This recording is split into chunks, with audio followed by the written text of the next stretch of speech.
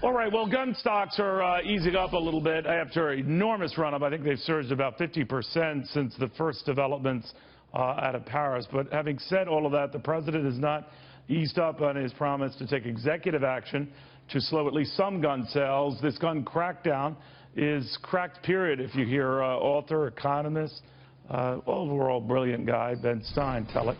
Ben, your concern is what? That the president, first of all, is overstepping his bounds, and he's sending the wrong message to the wrong people, right?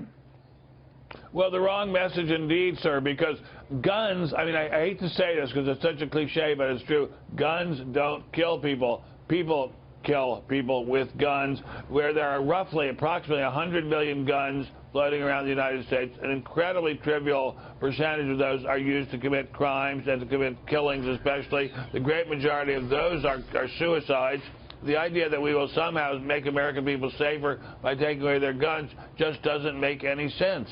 And as you pointed out and have written, I mean, some of these biggest and more notorious gun attacks have happened in places where they're the strictest gun control laws anywhere.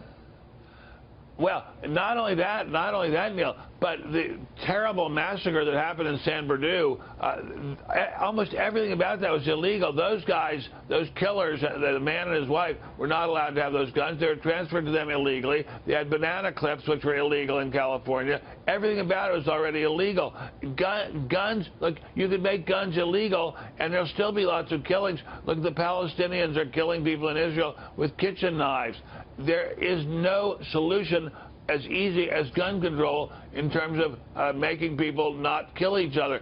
There has to be some kind of psychological, emotional, moral compass that stops people from killing people. Frankly, I think it's going to go beyond that. I think we're going to eventually have an Israeli-style security state in America in which there's searching all the time, in which there's nonstop investigation of people.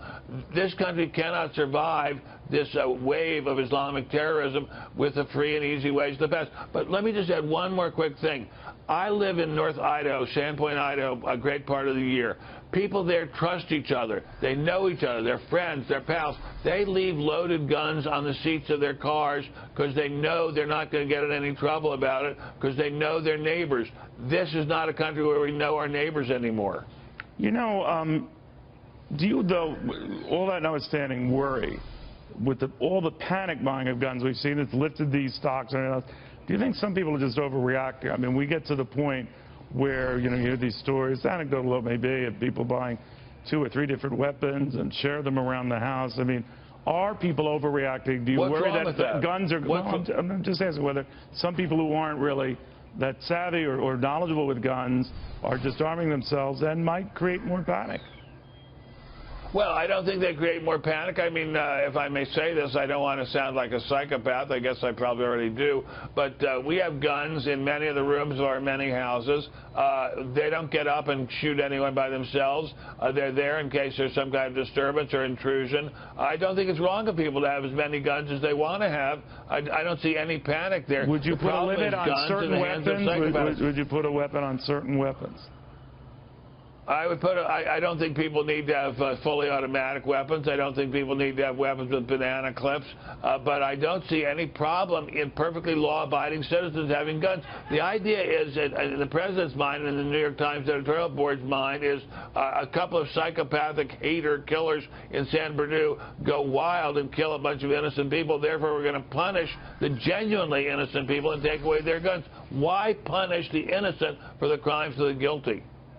Does Hollywood have any responsibility? In other words, the glorification of violence? Hollywood glorifies violence. It's unbelievable.